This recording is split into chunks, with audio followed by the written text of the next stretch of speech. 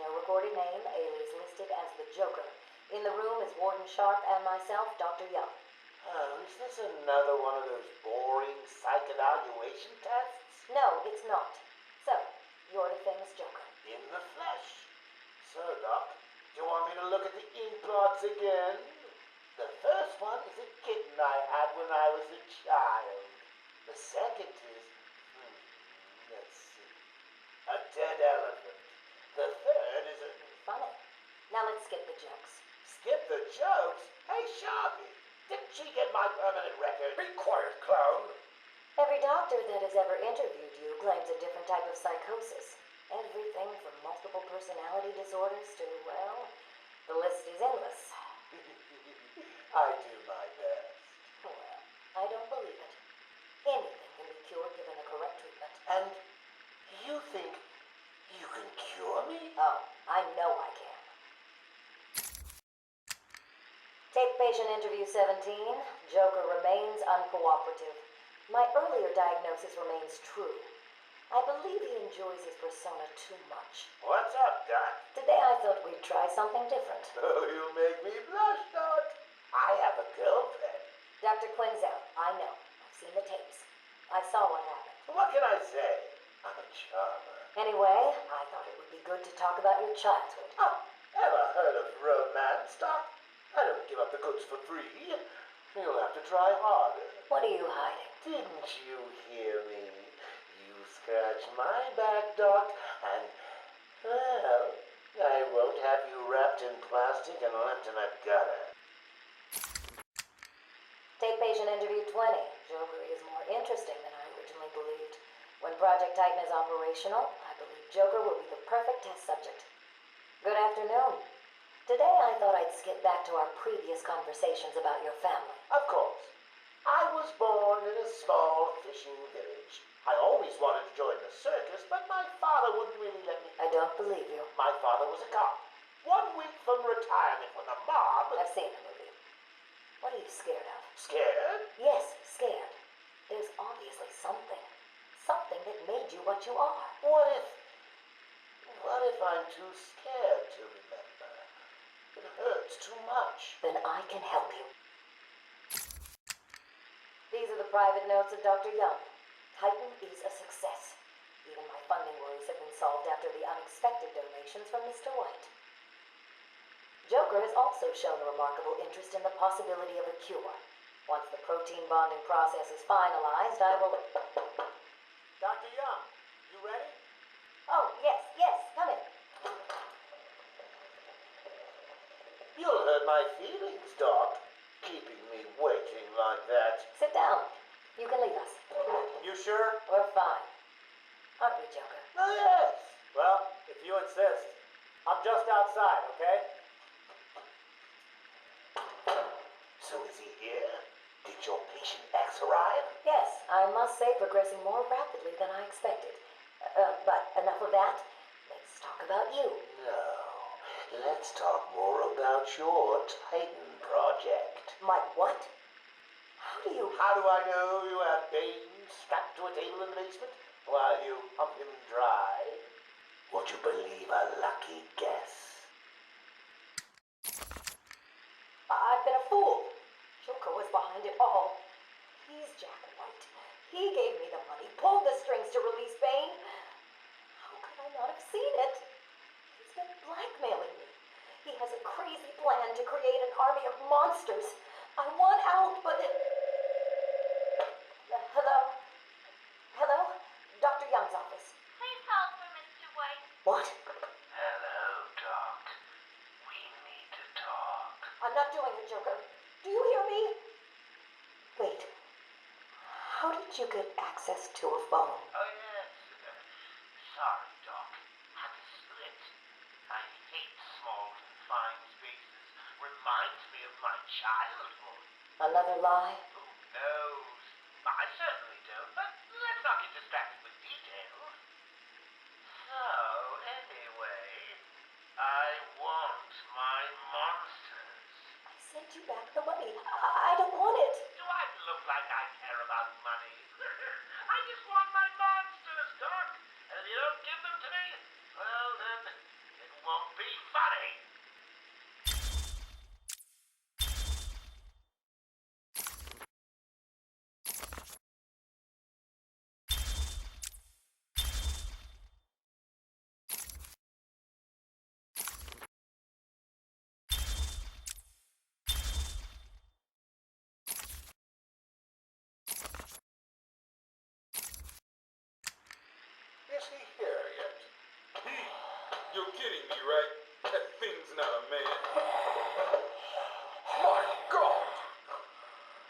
Hello. My name is Dr. Gretchen Whistler. Do you understand me? Yeah, I hear you, bitch. So when's dinner? I'm getting hungry. Taped patient session 2. Patient name Waylon Jones, a.k.a. Killer Croc. So, is this the part where you try and reason with me? Find out why I did it, Doc. We're here to help you, Mr. Jones. You got a cure for me then, Doc? Can you make me normal? Normal is a poor choice of words. No one's really normal, are they? Figured as much. So, how about this, Doc? You let me go now, and I won't eat you. You don't really eat people. It's just an urban myth. Oh, you think? Keep believing that, Doc. Sit down and shut up. You think I'm scared of you, Cash? I've got your scent. Your And I've got yours too. Know what? It stinks. Carry on, Doc. Please don't do that again, Mr. Cash. It's not helping. I'm sorry about the problem, but what can we do if you insist on hospitalizing 3 guards? Strap on whatever you like, Doc. This thing just tickles. I'm happy to wait here. Wait for the bat. He'll be back, and I'll kill him. Then Cash. Then you. In your drink. Now get up. Now.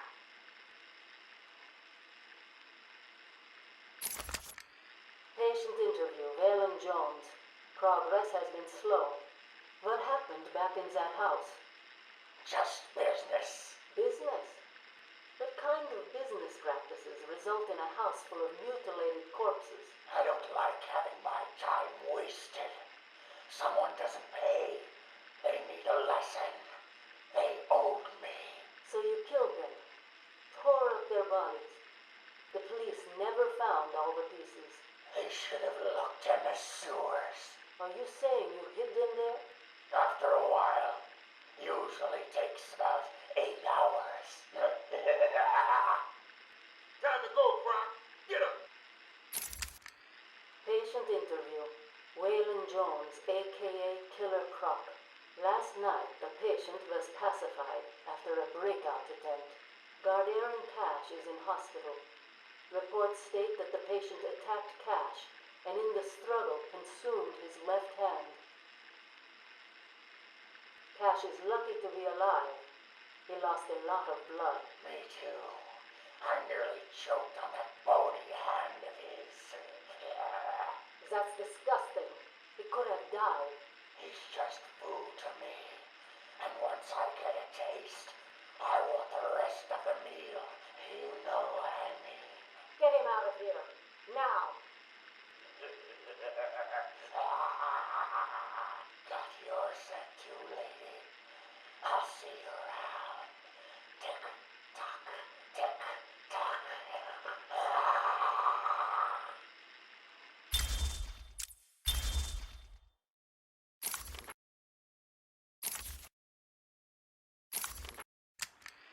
Harleen Quinzel, Call me Harley. Everyone does. I'm surprised you want to intern here at Arkham. I've always had a thing for extreme personalities. You can't deny there's an element of glamour to these super criminals. I'll warn you right now. These are hardcore psychotics. Most would rather kill you than speak to you. I'm sure I'll be fine, Doctor. They'll eat you for breakfast. I mean it. 1 or 2 of them will enjoy it too. Be careful. Patient interview number 1. So I'm your first, am I, Toots? Well, you know what they say. You never forget your first time. I'll try to make it memorable for you. Oh, you already have. Tell me, why do you do the things you do? Why do you think I do it? Fame? Notoriety? A desire to stand out from the crowd? A wicked sense of humor. You're good. How did you figure me out, Doc? I've had doctors poking around in here for years, and no one was as astute, and if you don't mind my saying, beautiful as you. Really? You're just playing with me. Well, you'll never know, will you? Unless... Unless what? Tell me. Care to tell me how these got in my office? Simple, really? I put them there. Why? You don't like flowers? I think the guards would be interested to know you've been out of your cell. Oh, if you really were going to tell, you already would have. How do you know I haven't already? You know, sweet, I like you. I really do. Even your name. Rework it a bit and we get... Harley Quinn, like the clown. I know, I've heard it before. It's a name that puts a smile on my face. It makes me think there's someone here I can relate to. Someone who might like to hear my secrets. Really? Go on. Not here, my dear. Too many ears and eyes. Come back tonight. I'll be ready for you. He's crazy, you know. Who? Batman? No, Santa Claus. Of course, Batman. Always Batman. I've seen it in his eyes. Screaming mad stalkers. And dishonest. Hiding his face behind a fright mask. Well, no masks for me. I have nothing to hide. I laugh at the cruel absurdity of the world. But Batman, he's got them all fooled. He's made them think he can make a difference, that he can actually make things better.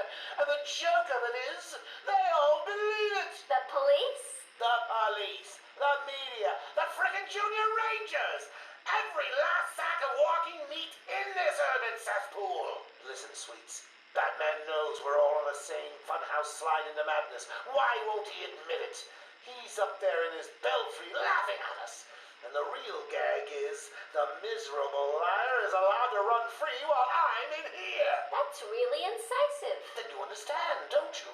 You know why I do what I have to do. You know Gotham's only real savior is me. I got what you wanted. You did? I mean, good. How did you smuggle it in? Actually, I don't want to know. So are you ready to stop that evil, murdering bat once and for all? Of course I am. He needs to pay for what he's done to you. Give it here then, quickly.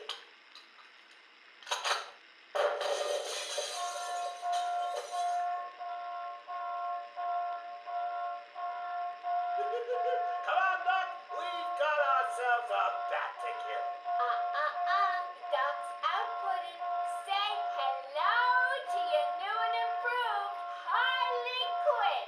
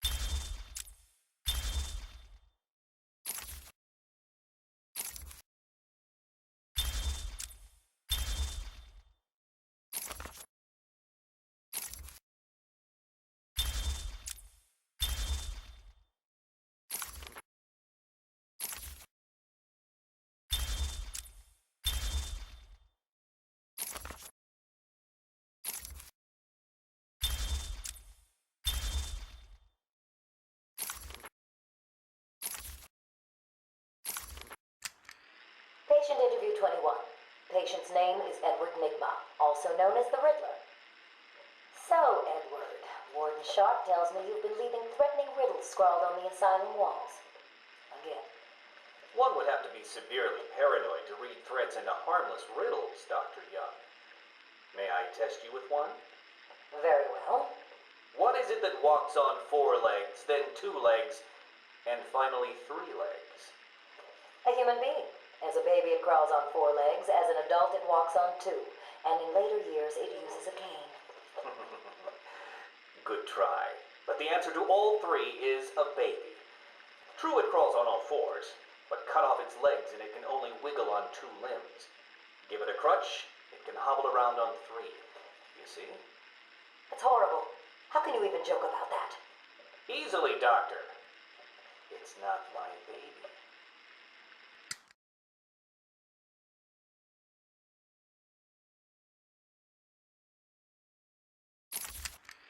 Taped interview 39.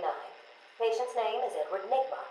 At this point in time, I've yet to decide if Mr. Nigma is a suitable candidate for the Titan process. I'd like to talk about your childhood. Miserable. Next. By all accounts, that is where your fascination with riddles began. I believe discussing those years could explain your compulsive behavior. Very well. My father hated me. Always called me a moron. I see. I was determined to prove him wrong, so I entered a contest at school. A $20 prize to the kid who could figure out an almost impossible logic problem. I won, of course. And that pleased your father? Hardly. He was convinced I had cheated. He kept yelling, "You must have cheated! Admit it, you moron! You cheated!"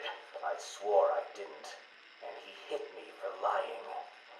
I'm sorry to hear that, Edward. Don't be. He was right. Patient interview 44. This is yet another interview with Edward Nigma. I have yet to make up my mind whether he's a genius or just deluded. Whichever one he is, just being in his company is both irritating and exhausting. Hello, Miss Young. You look tired. Anything you need my help with? No, thank you, Edward. I am here to help you. We all are. Forgive my arrogance, Doctor, but if you think I need your help, well, you're in the right place. Let's look at it a different way. Throughout your career, you have specialized in bizarre traps and convoluted clues that more often than not result in the death of the unfortunate participants. And if the citizens of Gotham were smarter, my games would be merely an amusing diversion. Instead of death traps. You really should be thanking me. Weeding out the ignorant, the stupid, the useless. But don't worry, I'm sure you would survive. What a lovely photo on your desk, Doctor. Your family? Mother, perhaps. Put that down. Get out. Go on. Let's discuss your obsession with Batman. Hardly an obsession, Miss Young. I simply feel an obligation to expose him. You know who he is? More important, I know what he is. What do you mean? It's obvious. The mask, the weapons, the scare tactics. He's a criminal. No different than Joker, Two-Face, or myself. Most people consider him a hero. Most people are idiots. They can't see Batman for the villain he is. Riddle me this. How did he get his car and his gadgets? I don't... With money stolen from the criminals he defeats. Why does Gordon turn a blind eye to his antics? Batman bribes him. The answers are right in front of your stupid, gawking face. Edward, please, calm down. Wake up, Gotham! No sane, law-abiding man does those things. No one's that selfless. Batman is as vile as they come. Security! Security! This is my final interview with Edward. I have gone as far as I can. I can no longer tolerate his mood swings and tantrums. I have more important work to be getting on with. He will be transferred to Dr. Whistler's care as of next week. Good morning, Doctor. How are you today? Fine, thank you, Edward. You're in a good mood. I'm always in rare spirits when I'm about to be released. Edward, you know you don't come up for parole for another 3 years. First thing I'll do is have dinner at that Italian place on 19th Street. Seriously, Edward. I only hope Joker hasn't completely trashed the city. Oh well, I'm sure I'll find out soon enough. Wait, have you been in contact with the Joker? He escaped Arkham weeks ago. And yet, one hears things. What things? What you heard? Oh, something about a surprise party for Batman. I forget the rest. You know Joker. Yak, yak, yak. Edward, if you know anything, you have got to tell me. Lives could be at stake. What did Joker say? You forget, Doctor. I'm the one who asks the riddles.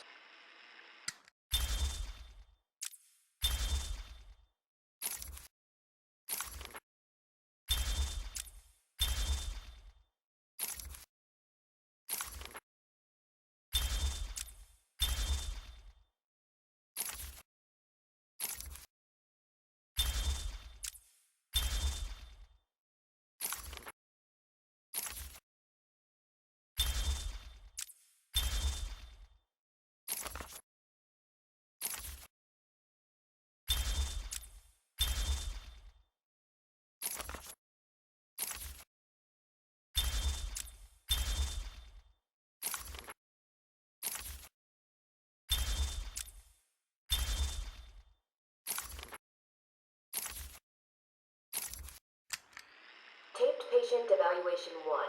Patient name is Victor Zaz. Diagnosed clinically insane after the murder of at least 20 women in the Gotham area. Hello, Victor. I'm Dr. Cassidy.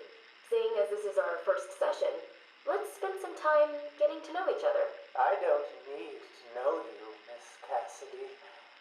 Everything is meaningless.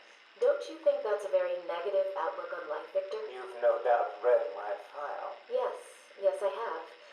It says you come from a wealthy family, that your parents died, how you lost all the money gambling.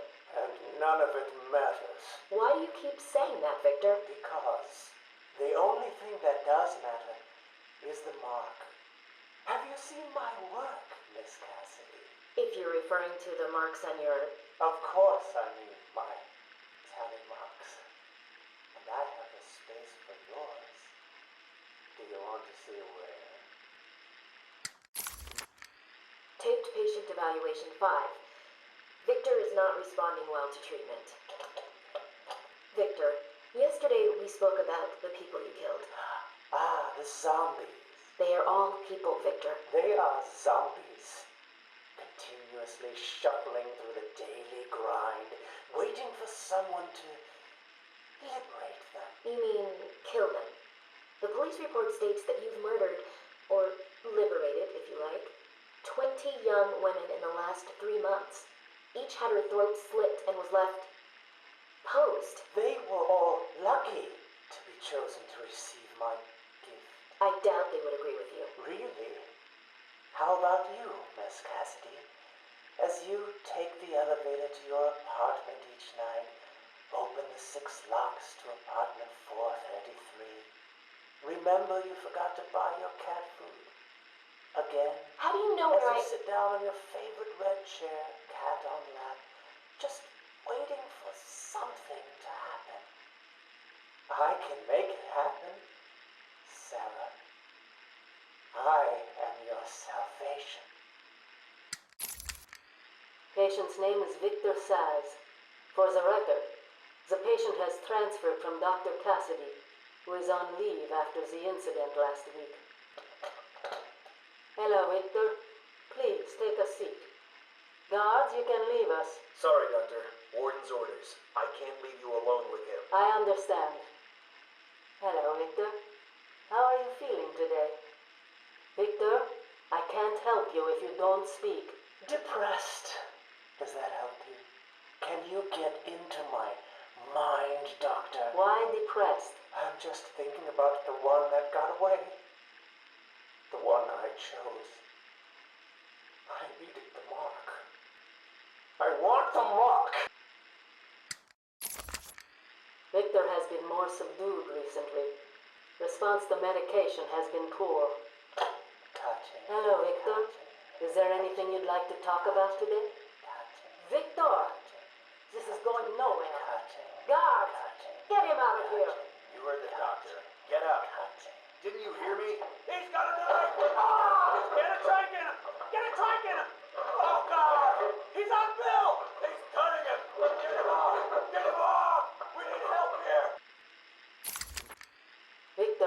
isolation since the attack on Zagar last week. As I wait for him to be brought up to me, I have had time to review his notes. I am increasingly worried he cannot be cured. He has no empathy for his victims. Deep down, I believe he views all of us as potential victims. Doc, are you okay? What's happening? It's Zaz. He broke out of isolation. He's gone. Oh, God! Don't worry, Doc. You're in the safest place. He's definitely left the island. Of course. But someone needs to alert the authorities. He'll need to kill again. Do you understand me? Needs to. Oh, no. He's gone after Dr. Cassidy.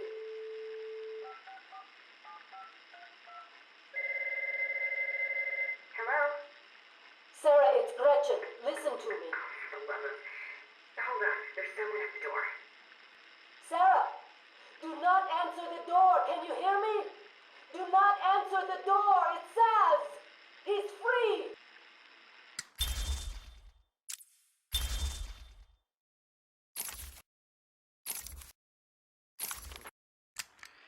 Patient interview.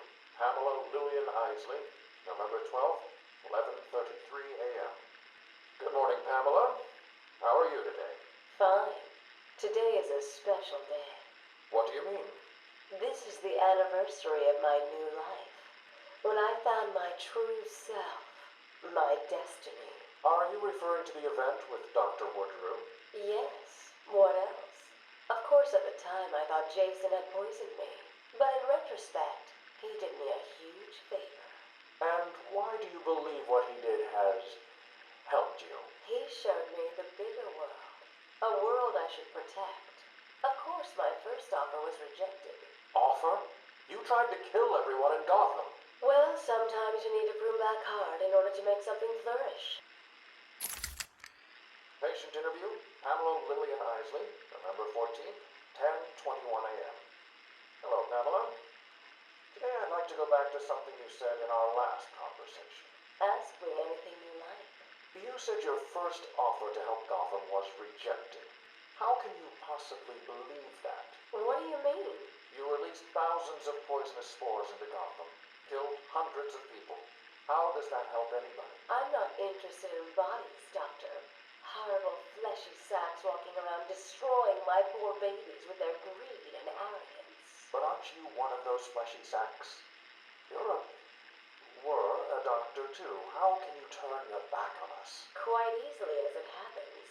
But not you, Stephen. You're different. I feel we have a connection. Really?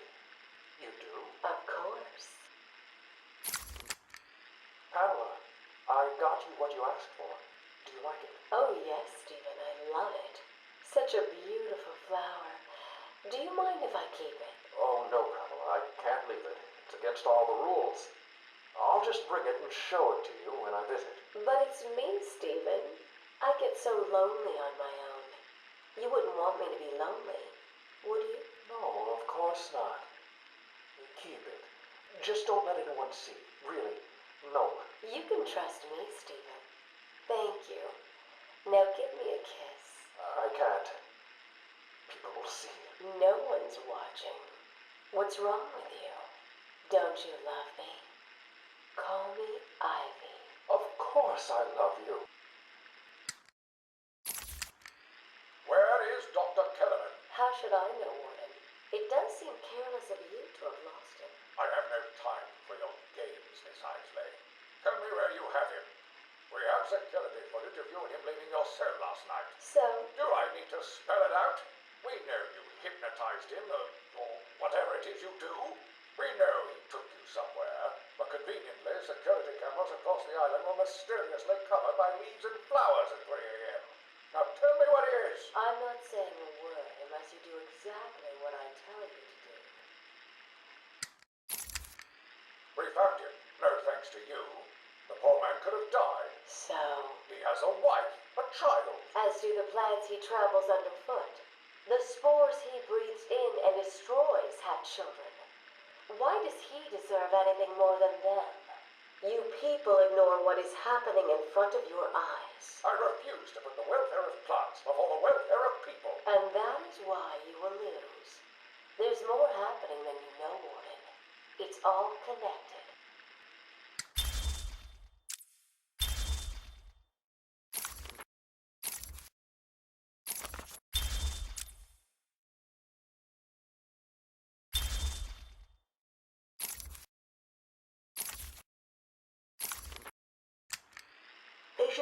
Interview 1. Patient was referred to me after the incident with Dr. Murphy. He appears to have suffered a breakdown of sorts. I believe it was brought about after the loss of his wife and child. As yet, the patient has been unable to speak. Continued observation shows little mental activity. It's as if the shock of what he saw triggered his mental collapse. There's someone in here! It's him. We found him. Break down the door! Note to self. As ever, it is difficult to continue my research under such conditions. Step away from Dr. Combs! Now! Get down on the ground! We found them. Someone get a medic. Oh, God, what's he done to him? Patient interview 6. Dr. Crane has been back in custody for 3 weeks. Regular sessions have been inconclusive. I am not sure he is actually insane. Good evening, Stephen. How are you tonight? I'm conducting the session, Jonathan. Of course. If that helps you cope, I wouldn't have it any other way. Let's talk about the events 3 weeks ago. What did you think you'd achieve? Dr. Murphy is still in therapy. I wanted to understand him. His personal demons, his fears. It's all quite fascinating, really. But you were a respected doctor. A brilliant mind. Now just another resident in Arkham. Can I have a drink? A strong one? This kind of question bores me. I'm afraid not. Interesting choice of words, Doctor.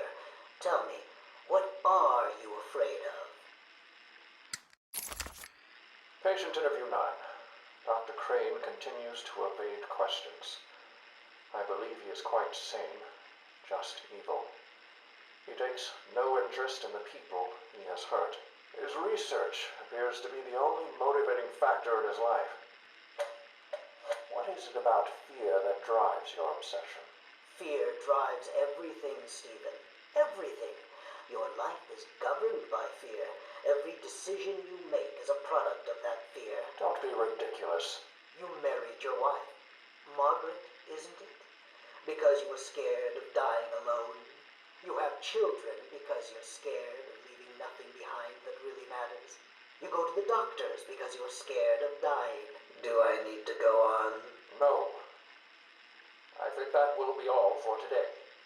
Guards? Today I have another interview with Crane. I cannot say I am looking forward to it. I've been feeling anxious. I don't like to admit it, but I think he's getting to me. How are you today? I keep telling you, this is my session. It was your session, Doctor, but not anymore. Are you okay, Doc? I think...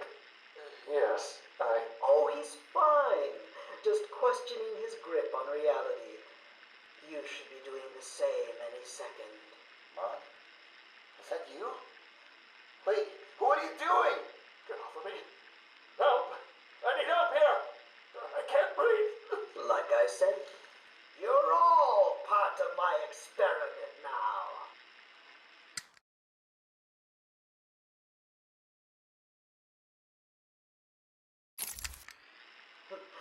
Asylum Interview 1. My experiment is underway. Working alone, I have created my ultimate fear gas. Its potency, a revelation. They're all over me! Please, Daddy. Don't do it! Give one. I have pumped enough gas into the medical center to break 100 minds. It should only be a matter of time before... What? Give it up. Now! How are you still standing? How come it's not affecting you? Who says it's not? I knew it. What was it like? What have you seen? Officer Cash, get this formula to the air conditioning system now. You failed, Crane. Again. I've been working with Dr. Keller in creating an antidote to the toxins in your cologne. He fooled you, Crane. How does that make you feel? Threatened? Humiliated?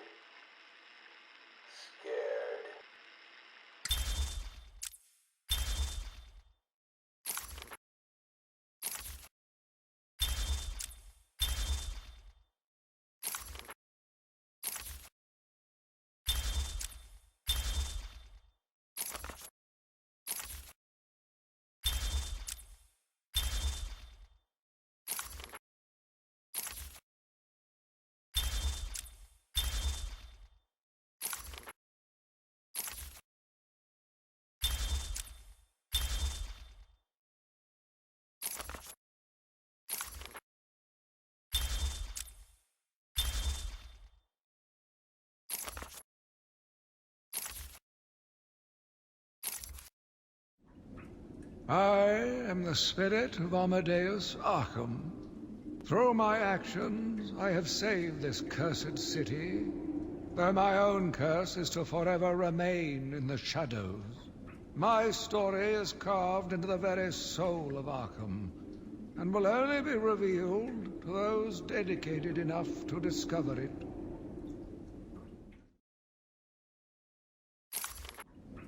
My family's blood ran through the heart of Gotham. We were doctors, politicians, and teachers. We have been the organ cleaning the arterial filth from the city. We have been its servants, giving all to protect it. And still it has chosen to hurt us. As Gotham's veins slowly filled with pain and suffering, the effects were felt everywhere. My father fell first, infected by some foul disease. My mother lived on, but only in a dream. I returned to the family home to care for her, where she remained in her bed for as long as her body continued to breathe. Her tears kept me awake at night.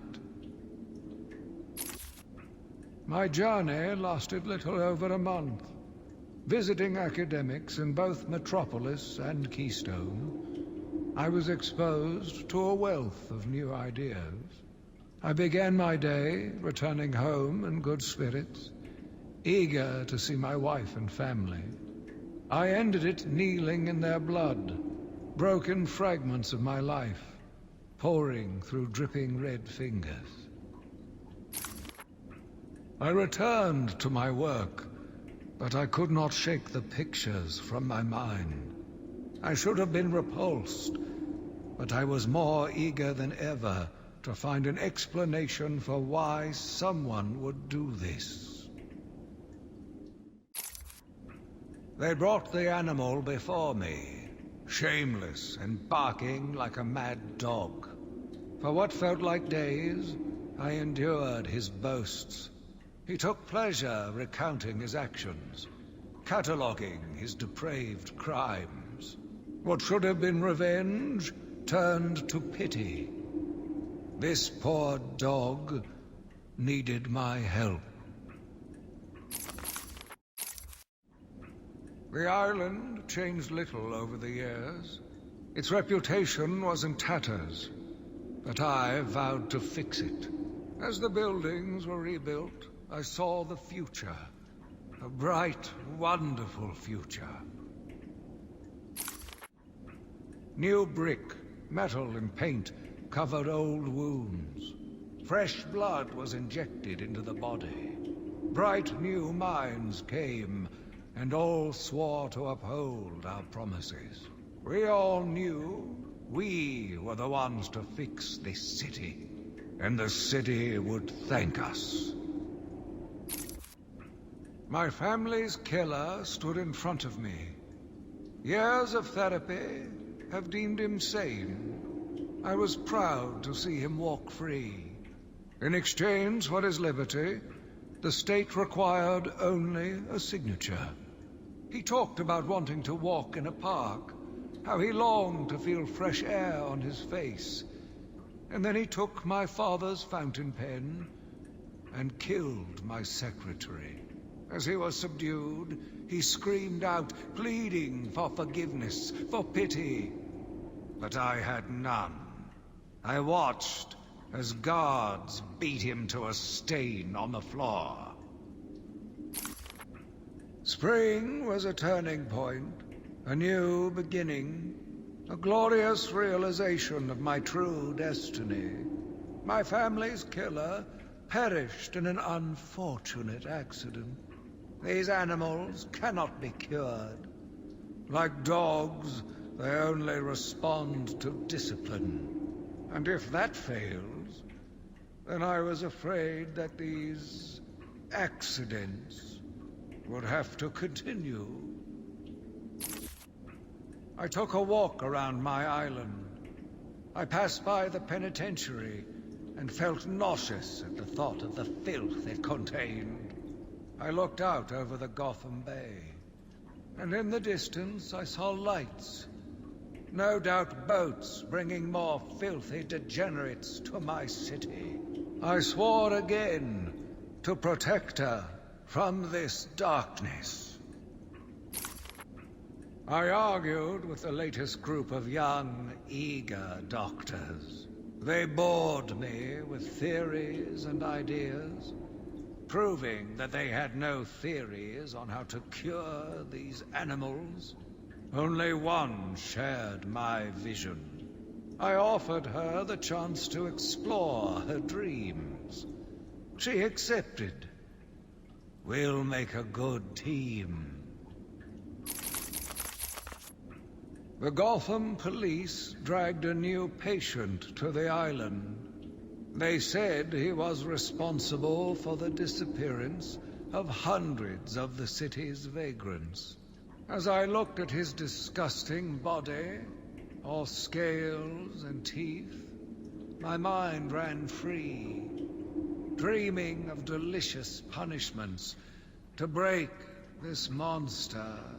Doctors gathered around, poking it, examining, but only I knew what would cure him, once and for all.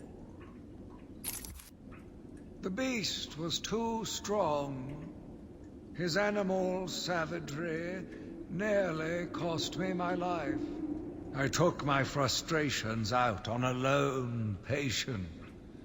His case notes suggested he was a paranoid schizophrenic. His pleas, as I beat him to death, suggested much more. His confessions were illuminating. My path was clear. Every day I found the patients more distracting. Their insane mutterings and constant twitching disgusted me. There was only one way to cure this evil. Only one way to purify the city and ensure its future. I needed to prepare myself. I needed to be ready. I had a sudden pang of conscience. I sought counsel from my priest on the choices I had made. I asked him if it was a sin to kill in order to save a life. The holy man said all life was sacred, but a judgment would not be upon my soul if I acted to save another. I left the confessional with my soul uplifted, convinced more than ever I am doing a service not only to mankind, but to God as well. I watched in silence as he brought in the woman. Her skin now a venomous green. The wanton creature no longer looked like a human being, much less a woman. The Bible says, "Suffer not a witch to live." Yet he has once again delivered this female atrocity to our care. Once I have dealt with the monster, I think it will be time to see if green wood does, in fact, burn. Sitting in the darkness outside of his cell, I watched the crazed twitching, listened to the disgusting words that came from his mouth. How can I let a dirty animal like this live? He is the cancer I have sworn to protect the city from. Curse me for a fool! How could I not see it until now? The monster had a confederate. I hid in the darkness near his cell, and saw with my own eyes one of the doctors whispering to him. She looked at him through the transparent barrier with tenderness, with dare I say, desire. My skin crawled with revulsion as she kissed the glass. Fighting the urge to dash the woman's head through the glass, I let her continue. The damnable clown might have shared secrets with her that would be useful once the mad dog has been executed. I'm sure the woman will reveal what she knows to me.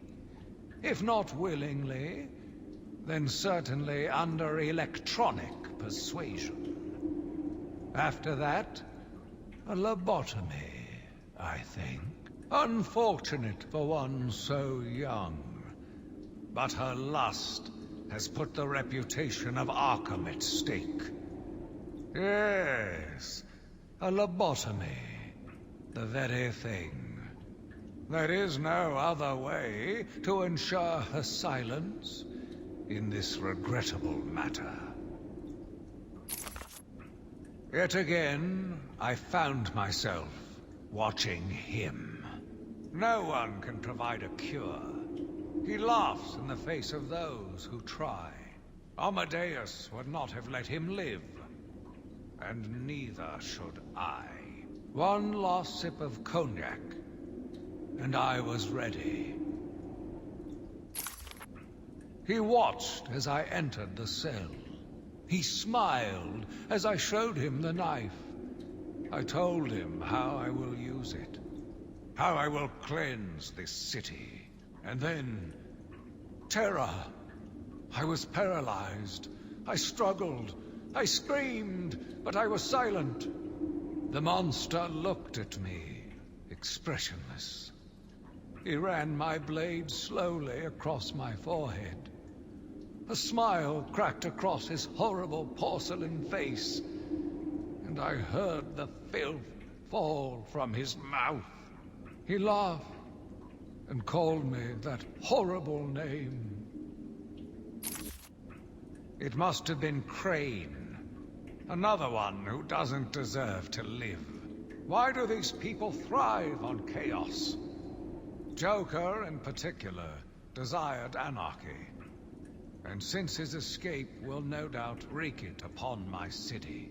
I feel this is the end for my diary.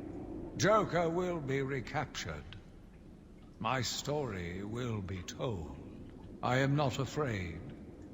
If Arkham becomes my cell, then I will know I did my best. I will be remembered. I am the spirit of Amadeus Arkham. Even though Amadeus had long since passed, his spirit lived on, surviving, moving through the walls of his asylum. When it chose me, I felt proud. I was honored to continue his work, to cleanse this city. If you are strong-willed enough to follow my tales, you are strong-minded enough to deduce my identity. Come and find me, friend. Together, we will save Gotham. My name is Quincy Sharp, the spirit of Amadeus Arkham. You have done well to decipher my story, and I pray it has helped you on your path. I trust that through my writings, you will do what is right. Please, I implore you, continue my work. This city deserves a savior. Continue my work.